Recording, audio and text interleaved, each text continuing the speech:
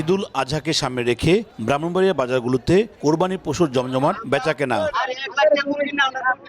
ক্রেতাদের আকৃষ্ট করতে দেশি শাহিওয়াল, কঙ্কড়াস fighter, Nepali Gir, western Friesian, উরবারি ষাঁড় ও মহিষ সহ বিভিন্ন জাতের গবাদি পশু রয়েছে। প্রাকৃতিক উপায়ে স্বাস্থ্যসম্মত খাবার দিয়ে মোটা তাজা করছেন খামারিরা। হাটের পাশাপাশি খামারেও বেচাকেনা করছেন তারা।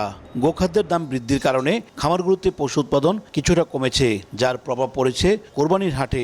ছোট এবং মাঝারি আকারের গরুর চাহিদা বেশি বলছেন বিক্রেতারা। গরুর দাম বেশি, গোখাদ্যের দাম বেশি, সেই অনুযায়ী এরপরে দেশের বা পুরা বিশ্বের যে পরিস্থিতি ওই দিকে লক্ষ্য করে আমরা খুব বেশি কালেকশন করি নাই। বিগত প্রায় 1-1.5 মাস থেকে আমরা বুকিং নিচ্ছি। আমাদের ফার্মে প্রায় 40 থেকে 50% গরু অলরেডি বুকিং হয়ে গেছে। ইন্ডিয়া থেকে গরু আসে, তো ওই যে প্রতি বছরই আসবে না, কিন্তু ঈদের আগ মুহূর্তে গিয়ে ইন্ডিয়ার থেকে গরু আসে। এরকম যদি না হয় তাহলে ইনশাল্লাহ কামারিরা এবছর লাভবানের আশা আছে।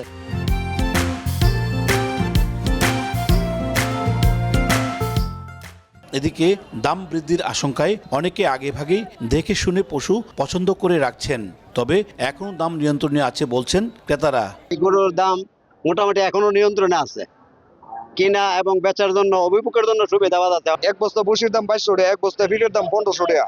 বের থেকে বস্তা বেচতে জেলার চাহিদা অনুযায়ী চলতি বছর এখন পর্যন্ত কোরবানির পশুর কিছুটা ঘাটতি রয়েছে জানিয়েছে জেলা প্রাণী সম্পদ অফিস। হাঁস চাষে যেন উদ্বুদ্ধ হয় এবং তারা যেন আরো ব্যাপক আকারে করে, এই ব্যাপারেও একটা প্রকল্প চালু আছে এখানে। সেই ব্যাপারে আমরা অনেক সচেতন আছি। এবছর জেলায় অন্তত 15,000 খামারি কোরবানি পশু মোটা তাজা করছেন। 1,69,000 পশুর চাহিদার বিপরীতে প্রস্তুত আছে 1,33,000 কোরবানির পশু।